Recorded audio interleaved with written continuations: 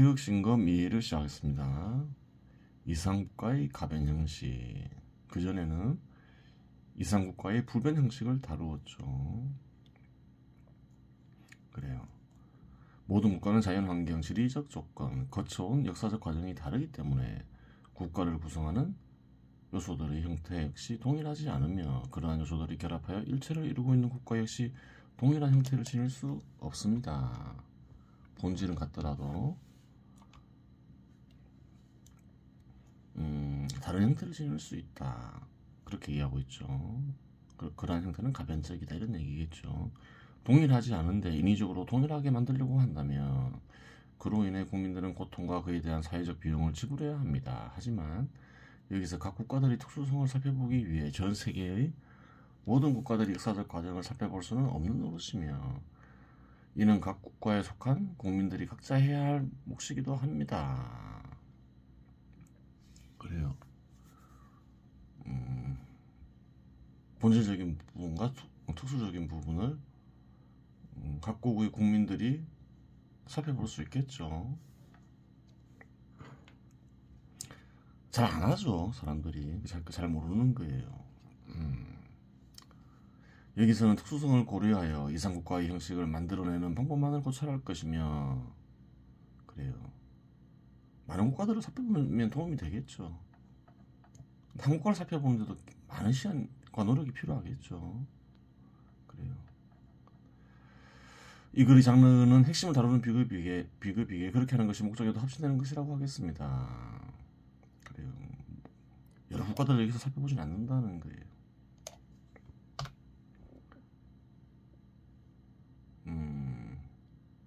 국가들마다 자연적 조건 및 사회적 조건이 다른 관계로 개별 국가는 다른 국가와 구별되는 제각각의 형태를 지닐 수밖에 없지만 그렇다고 하여 분석의 방법마저 제각각인 것은 아닙니다.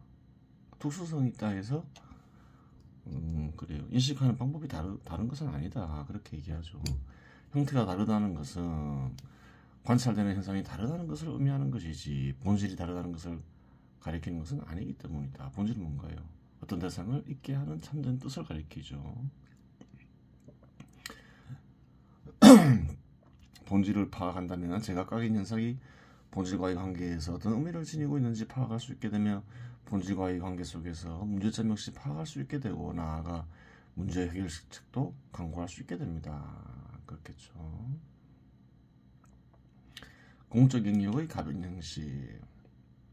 공적 영역이 존재함은 공적 영역의 인적 토대와 물적 토대의 존재를 관찰할 수 있으므로 누구나 인식할 수 있는데 어떻게 인식하냐에 따라서 접근 방법이 달라질 수 있습니다.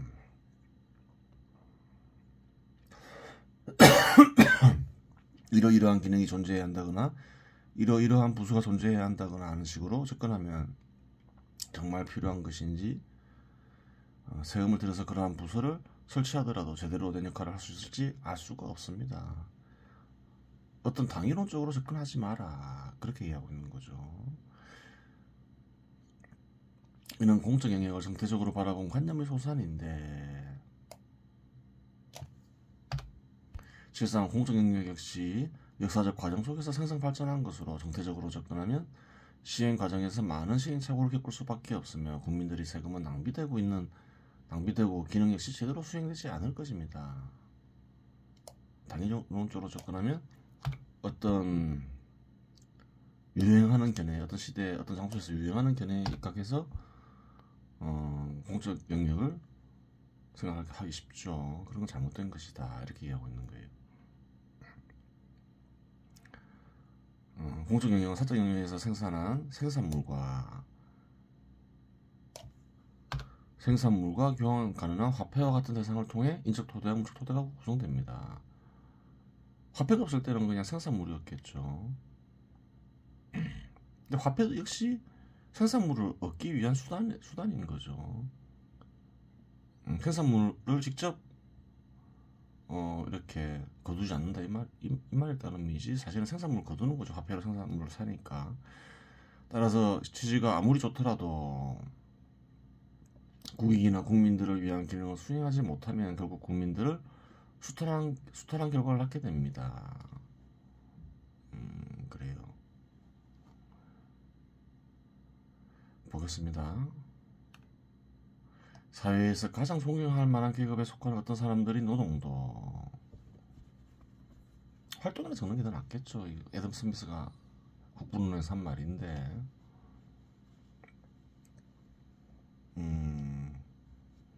공직자들이 노동을 가리키겠죠. 하인 노동과 마찬가지로 아무런 가치도 생산하지 않고 그 노동이 끝난 뒤에도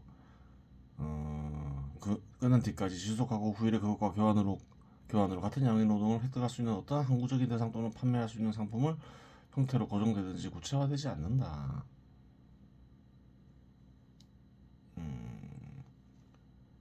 그래요. 예컨대 주권자, 그 밑에서 봉사하고 있는 모든 사법 관료 및 군 장교 그리고 전 육해군 등은 모두 비생산적 노동자다. 직접 생산에 참여하지 않는다. 그 얘기인 거죠. 그들은 공공 사회의 사용인으로서 다른 사람들이 근로의 해마다의 생산물의 일부분으로 부양된다. 생산자들에 의해서 부양된다. 그렇죠.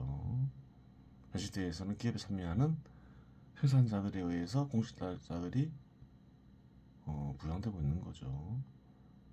그들의 서비스가 제 아무리 존경할 만한 것이고 제 아무리 유용한 것이며 필요한 것이라 할지라도 그것으로서는 후일 같은 양의 서비스가 획득될 수 있는 것을 조금도 생산하지 않는다. 비생산적 노동자의 노동의 금년도의 성과인 국가의 보안, 안전 및 방위는 다음에 1년간의 국가의 보안, 안전 및 방위를 구매할 수 없을 것이다. 이것과 같은 범주에 속하는 것에 가장 엄숙하고도 가장 중요한 직업 중의 약관과 가장 변변하지 못한 직업 중에 약관이 있는데, 그것은 즉 성직자, 법률가, 의사 및 각종 문필가, 그리고 배우, 어릿광대, 음악가, 오페라 가수, 오페라 댄스 등이다. 이런 사람들은 생존 수단이나 욕망 충족 수단, 인간에게 필수품을 얘기하죠. 물건, 물체로 들어가는 필수품, 그런 것을 생산하는데 직접적으로 참여하지 않죠. 근데 인식에 좀 잘못이 있는 거예요. 국부론에도.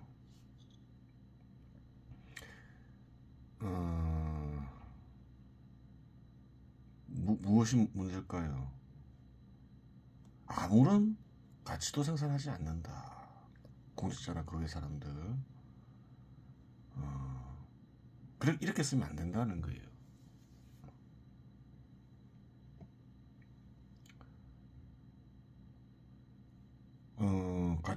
사회의 가치를 만들어내는데 직접 생산물의 생산에 참여하지 않는다. 이렇게 적어야 되는 거예요. 그 말은 무슨 말인가요? 생산에 참여하고 있다는 얘기인 거예요. 이런 자들도. 예를 들어서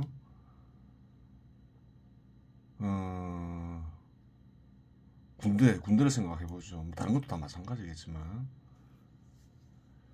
군대는 생산에 참여하나요? 안 하나요? 그럼 예를 들어서 군대가 없다고 가정하면 침략을 막기 위해서 생산자들이 직접 무장을 해야 되겠죠. 도둑놈도 있고 또 다른 나라에서 침략하여 생명과 재산을 해칠 수 있잖아요. 직접 무장해야 되잖아요. 직접 무장하는 것 역시 생산을 위해서죠. 근데 사회적으로 보면 한국 같은 경우는 직접 무장하지 않고 군대를 통해서 무장하죠. 그러면서 적들이 생명과 재산을 해치는 것을 막죠. 그래요. 군대가 없으면 생산자들이 직접 해야 한다. 생산을 위해서. 결론은 뭔가요? 생산에 참여하고 있다. 이렇게 얘기하는 거예요. 단지 참여하는 방식이 다르다. 그렇게 되는 것이죠. 필요로 하기 때문에 어떻게 되나요? 교환이 된다는 거예요. 그래요. 국부론이 한계가 있는 거예요. 애덤 스미스가 공직자들이 이 생산에 어떻게 참여하는지 깨닫지 못한 것이지요. 참여하고 있어요. 배우, 어릿광대, 음악가, 연예인들 가리키죠. 현 시대로 치면 연예인들도 마찬가지인 거예요. 연예인들이 없으면 어떻게 해야 되나요? 오락거리를 매일 일만 할 수는 없잖아요. 사람들이 즐기려 하잖아요. 스스로 즐길 거리를 만들어야 되는 거죠. 대신 만들어준다는 거예요. 그래요. 여기서는 동태적으로 접근하면서 상이한 현상 속에서 간직된 본질을 탐구하는 방식을 취하도록 하겠습니다. 공적 영역은 처한 위치에 따라 다음과 같은 동태적 형식들이 포착될 수 있습니다. 동태적 어떤 과정이 있다. 볼게요. 공적 영역의 제1순환 형태, 세금, 물적 토대의 세금 투여, 인적 토대의 세금 투여. 세금 투여되죠. 세금 보준 뒤에. 조직체, 그러면 조직자가 형성되죠. 공직자들이 활동. 조직자 속에서 공직자들이 활동이 있죠. 그러면서 다시 세금이 들어오죠. 이런 순환 형태가 있다는 거예요. 공적 영역의 제2순환 형태. 물적 토대의 세금 투여 플러스 인적 토대의 세금 투여. 그 다음에 조직체. 처음에 무엇이 오냐만 달라지는 거죠. 마지막은 물적 토대의 세금 투여 플러스 인적 토대의 세금 투여. 앞에는 세금에서 세금으로 돌아가고 그래요. 뒤는 순서만 바뀐 거죠. 공적 영역의 제3순환 형태, 조직체. 순서만 바뀐 거예요. 공적 영역의 제4순환 형태. 공직자들이 활동, 해서 공직자의 활동으로 끝나죠. 순서가 바뀐 거죠. 보겠습니다.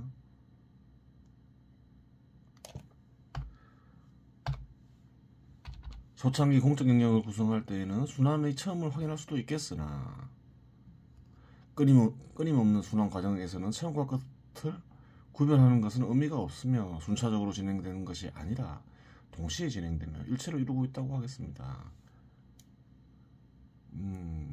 세금을 걷고 이렇게 물적토대 세금 투여 플러스 인적토대 세금 투여하고 처음에 정부 구성할 때는 이런 게 관찰되겠지만 현 시대에서는 관찰하기 어렵죠. 그래요. 세금을 걷는 와중에서도 공직자들이 활동하고 있고 공직자들이 활동하는 와중에도 물적토대와 인적토대에 세금이 투여되고 있겠죠. 그 말인 거죠. 순차적으로 진행되는 것이 아니라 동시에 진행되며 일체를 이루고 있다고 하겠습니다. 그 말이죠. 여기서 일체의 또 다른 뜻이 파악됩니다. 그것은 과정과 형태의 통합으로서의 일체입니다. 그래요. 위의 네 가지 형태는 일반적인 형태로 공적 영역 전체를 분석할 때 이용할 수도 있으며 개별 부서를 분석할 때에도 이용할 수 있는 순환 형태라고 할 수 있습니다. 또한 공적 영역의 각 조직체들의 기능을 순환 과정에서 동일한 목적을 지닌 기능의 분화 형태로 파악할 수도 있습니다. 그래요. 예를 들어서 사법 기능도 있다 했죠. 수사, 기소 기능, 또 재판 기능, 변호 기능 이런 것들이 있죠. 분쟁을 해결하기 위한 목적을 지닌 한 기능이 분화된 형태인 것이지요. 일반적인 형태라고 규정하는 이유는 일반적으로 공적 영역의 활동 그 자체로 유용성이 있는 것이지 개인이나 집단을 유지 발전시키는 생산물을 만들어내지는 않기 때문입니다. 그렇죠. 하지만 국가에 따라서는 전기, 통신, 상하수도 등 공적 영역에서 생산을 위한 시설들을 관리하는 경우도 존재할 것입니다. 그런 부서의 경우에는 한국은 그렇죠. 활동, 생산물, 가치, 물적토대의 세금 투여, 인적토대 세금 투여, 조직체, 공직자들이 활동 순으로 순환하게 되는데 이러한 경우는 공적 영역의 특수한 순환 형태라고 규정 지을 수 있습니다. 뒤에 보면 여기에 대해서 설명이 있겠죠. 위 네 형태는 공적 영역이 존재하는 한 시대와 공간을 초월한 불변의 구조이며 각 국가의 공적 영역의 구조를 살피고 개선점을 찾는 핵심 틀이라고 하겠습니다. 그러면 이제 각각의 순환 형태를 살펴보도록 하겠습니다.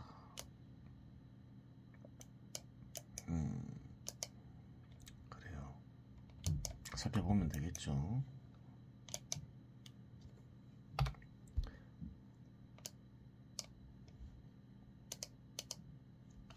공적 영역의 제1순환 형태. 공적 영역의 제1순환 형태인 세금, 물적 토대의 세금 투여 플러스 인적 토대의 세금 투여. 조직체, 공직자들의 활동, 세금을 살펴보도록 하겠습니다. 세금을 중점적으로 살펴보겠죠. 처음에 세금이 왔으니까. 세금은 사회 내 생산물이나 생산물을 구매할 수 있는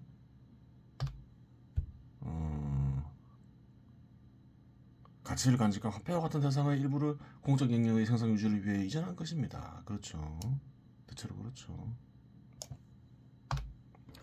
활동도 세금으로 거둘 수 있는 거죠. 일반적으로 공적 영역의 기능은 생산물을 제조하는 것은 아닙니다. 따라서 세금의 양은 사회 전체 가치의 일부를 구성하게 되는데, 그렇죠.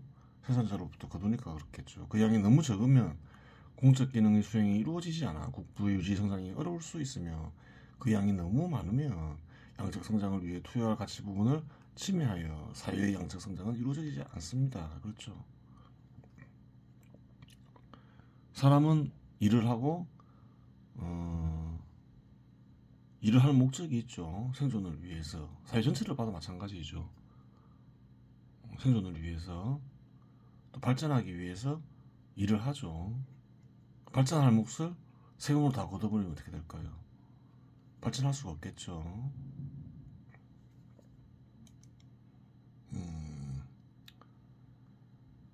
그래요.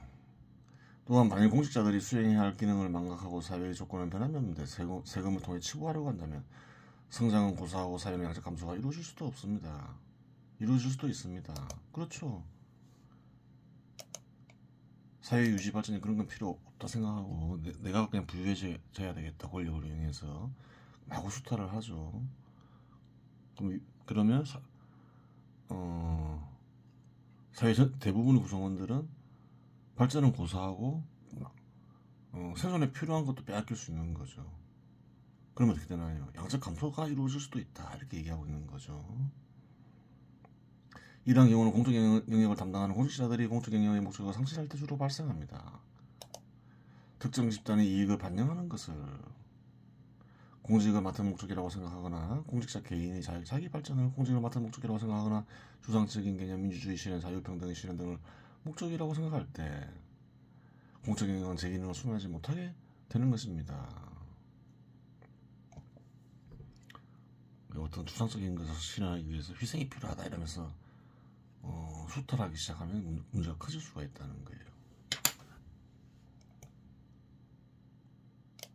그래요.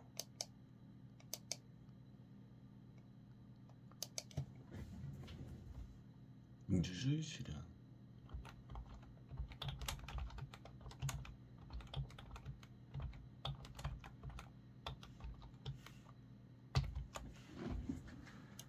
현 시대에서 양적 감소를 겪은 나라들 대부분은 사회주의 혹은 공산주의국을 실현하려는 국가였던 것이지요. 그래서 추가로 넣은 것이지요. 굶어 죽고 이랬죠. 그 대부분이 붕괴하거나 시장 지배 시대 제도를 도입했죠. 공적 영역의 기능은 진리와 정의에 입각하여 국부를 증가시키고 전체 국민들 개개인이 보다 풍요롭게 살 수 있게 하며 자기 발전의 바탕을 만들어주는 것 외에는 없는 것입니다. 그래요. 어떻게 국부를 증가시키나요? 직접 생산에 참여하는 건 아니죠. 간접적으로 생산에 참여하면서 그리고 또 제도를 통해서, 제도 정비를 통해서 국부를 증가시키고 전체 국민들 개개인이 보다 풍요롭게 살 수 있게 하는 것이지요. 또 자기 발전의 바탕을 만들어주고, 자기 발전의 바탕을 만들기 위해서는 또 공정한 제도를 확립해야 되고 그런 것이지요. 그런 것들이 중요하다는 거예요. 이를 위해서 다른 것들은 수단에 불과하며 그 수단이 이 목적에 반하면 단지 악에 불과한 것입니다. 그래요. 세금은 통상적으로 세율이 깎여 일정한 비율로 사회 전체 가치가 간직된 생산물의 일부를 이전시키는 관계로 사회가 양적 성장을 하게 되면 비율의 변동이 없더라도 세금의 양은 증가하게 되고, 사회가 양적 감소를 하게 되면 비율의 변동이 없을 경우 세금의 양은 감소하게 됩니다. 그래요. 세율이 일정하다. 세금이 항상 똑같냐? 그렇지 않다는 거예요. 사회 전체 소득이 100억에서 1000억으로 증가한다. 10%로 하더라도 세금의 양은 커지는 거죠. 변동할 수 있다는 거예요.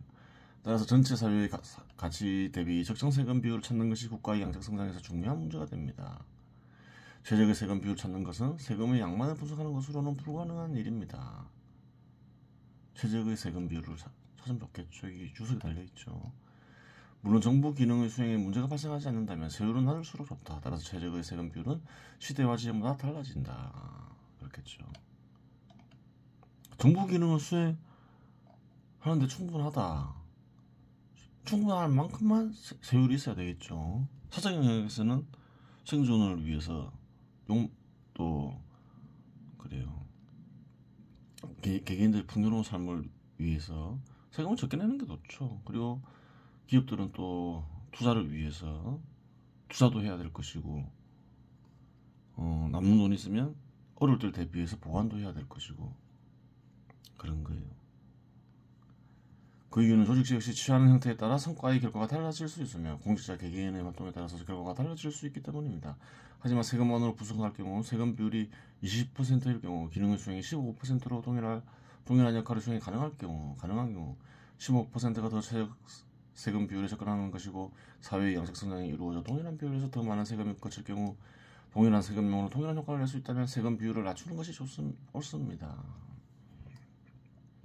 그 이유는 그러한 가치가 사적 영역에서 이용될 경우 자본의 형성에 이용되어 사회의 양적 성장을 이루게 할 수 있으며 개인들의 소비에도 이용될 수 있기 때문에 국부의 증감이 국민들의 생활 수준의 향상을 일으키기 때문입니다. 그렇죠. 그래요. 동일한 역할을 수행하는데 적은 세금으로 성과를 낼 수 있다. 그럼 세금 많이 거둘 필요는 없는 거죠. 그래요. 따라서 최적 세금 비율을 어떤 국가가 찾아낼 경우 사회의 양적 성장이 이루어지며 세금량이 늘어나 국가의 최적 세금 비율은 낮아지는 방향으로 가게 됩니다. 그래요. 최적 세금 비율을 찾아서 국가가 발전하면 또 최적 세금 비율을 낮출 수가 있는 거죠. 낮아진 세금 비율이 또 최적 세금 비율이 되는 거죠. 만일 세금 비율이 높아지는 국가가 있다면 쇠퇴의 길로 가고 있다고 봐도 됩니다.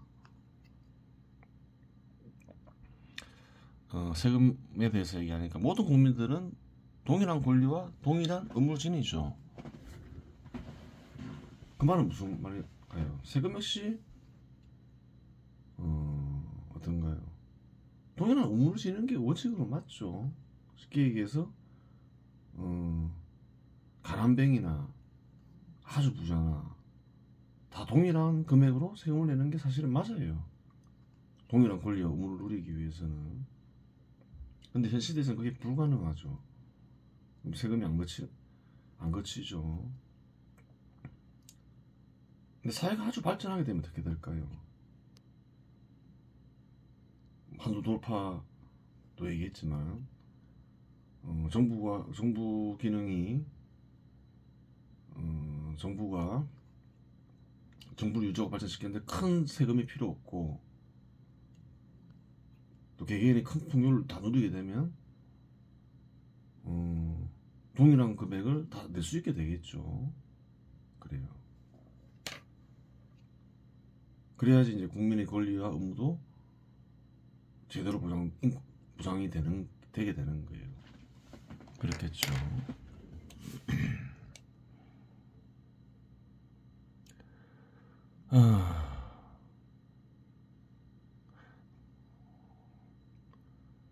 사회가 양적 성장, 그러니까 만일 세금 비율이 높아지는 국가가 있다면 쇠퇴의 길로 가고 있다고 봐도 무방합니다. 그렇죠. 그래요. 최적 세금 비율을 찾아서 국가가 발전한다면 세금이 늘어나잖아요.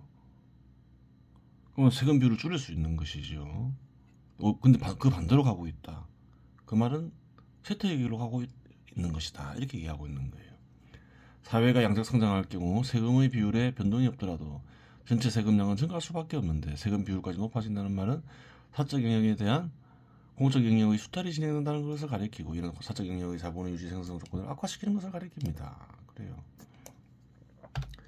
현대 국가에서 모든 직업의 근원은 기업으로 대표되는 자본이기에 자본의 유지 생성 조건이 악화되고 있다는 말은 국가가 쇠퇴의 길로 접어들었다는 말이기도 합니다. 이처럼 세금 징수는 사적 영역에서 발생한 가치 이전으로서 공적 영역과 사적 영역의 매개 역할을 수행하게 되며 사회 전체 가치의 일부라는 측면에서 비율을 형성합니다. 과거에 한국에서 증세 없는 복지는 허구라는 주장이 나오면 논란을 일으킨 적이 있습니다. 박근혜 정부 때 있었던 일이죠. 박근혜 대통령이 증세 없는 복지 할 거라니까 그런 건 있을 수 없다 이랬죠. 하지만 증세 없는 복지는 허구라는 말은 무지에 입각한 견해일 뿐입니다. 사회가 양적 성장을 이럴 경우 세금량은 자동적으로 증가합니다. 확인 가능하죠. 이치상으로도 그렇잖아요. 국민 소득이 1조에서 10조로 증가하면 10배로 증가할 거 아니에요. 동일한 비율로 거두더라도. 증세 없이도 복지가 이루어질 수 있다는 거예요. 증가된 세금량으로 복지를 추진하면 되는 것입니다. 물론 진리와 정의에 입각해 정책을 수립하는 공직자라면 자비와 사랑 정책을 펼치겠으나 복지 역시 증가된 세금량으로 추진할 수 있습니다. 그래요. 자비와 사랑 정책은 진리에 입각한 복지 정책이라고 얘기하겠죠. 현 시대 복지 정책은 어떤가요? 주로 포퓰리즘에 의해서 나라를 망국에 이르게 하는 정책인 경우가 대부분이죠. 그리고 사적 영역의 수탈 없이 복지 정책이나 자비와 사랑 정책을 펼치는 방법은 사회의 양적 성장을 통한 추진 외에는 존재하지 않습니다. 사적 영역의 수탈을 통한 복지 정책이나 자비와 사랑 정책은 자본의 유지 생성 조건을 악화시켜 국부를 해치고 국민들이 삶을 어렵게 하니 이는 복지 정책이나 자비와 사랑 정책이 아닌 수탈 정책에 불과합니다. 그렇게 되는 거죠. 세금을 걷어서 복지 정책을 세금으로 복지 정책을 쓰겠다. 누군가는 또 세금을 내야 되잖아요. 수탈 당하잖아요. 집단이건 개인이건. 그래요. 따라서 복지 정책이나 자비와 사랑 정책을 강하게 펼치고자 한다면 사회의 양적 성장을 강하게 추진하면 되는 것입니다. 사회의 양적 성장을 강화시켜야지 복지 정책도 사실상은 펼칠 수가 있는 거예요. 한국을 보면 그렇잖아요. 과거에는 거의 복지를 못했는데 사회 경제가 크게 발전하니까 어떻게 되나요? 복지 정책을 쓸 수 있게 되는 거예요. 쓸 수 있게 되는 거예요. 그러한 이치가 간직되어 있다는 거예요. 더 많은 복지를 위해서 어떻게 해야 되나요? 그러면 빨리 양적 성장을 해야 되겠죠. 역사적으로 확인이 되죠. 그것은 그렇게 되는 거예요. 태율 동마용주를 살펴보겠습니다. 차대단 징험이 이러한 것들은 크게 나타나는 효험들이다. 회광을 하면 효험이 있죠. 넉스 작용을 거치고 오래 작용을 일으키다 보면 효험이 있다. 1단계 효험은 의식이 어떤가는 신에게 돌아가는 것이다. 혼백이나 영혼으로 표시할 수도 있겠죠.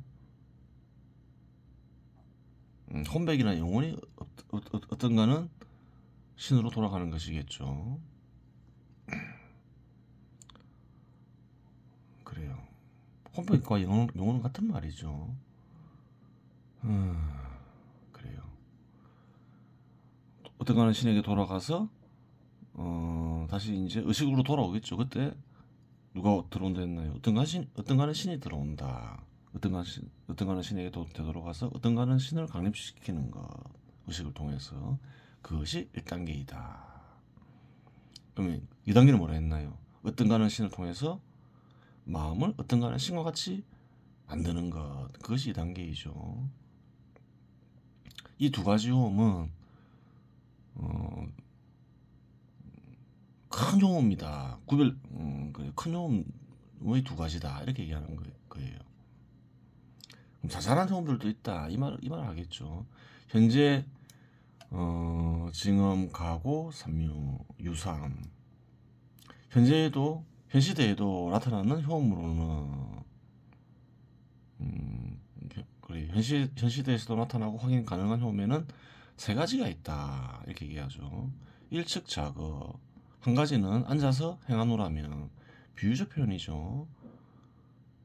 해강을 하고 있노라면, 돌리며 비추는 일을 하고 있노라면 이렇게 해야 되는 거죠. 다른 뜻은 신입곡중. 그래요. 신입곡중. 신이 곡으로 골짜기 속으로 들어온다. 골짜기 가운데 들어온다. 무슨 말인가요? 어떤 간에 신이 의식에 들어온다. 다 비유적 표현이죠. 골짜기는 의식을 가리키죠. 도덕경에 곡신이 있다고 했죠. 곡신은 뭔가요? 의식 속에 들어온 어떤가는 신을 가리키겠죠. 그래요. 여기서 곡은 의식을 가리키는 거예요. 문인설화 여 경리여. 사람의 말소리가 들린다. 어떻게 들리냐면 수리가 떨어진 것과 같이 들린다. 이 말이죠. 사람들이 말이 몇 년 떨어진 곳에서 들리는 듯한데 이 말이죠. 일일 명료. 하나하나 명료하다. 멀리서 들림에도 불구하고 명료하게 들린다. 비유적 표현이에요. 어떤 간에 신의 소리를 그렇게 적어놨죠. 이성입 개여곡중 답향.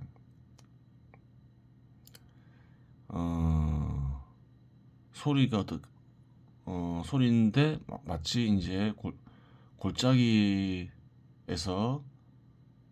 되돌아오는 소리 같다. 메아리를 가리키죠. 메아리 소리 같다.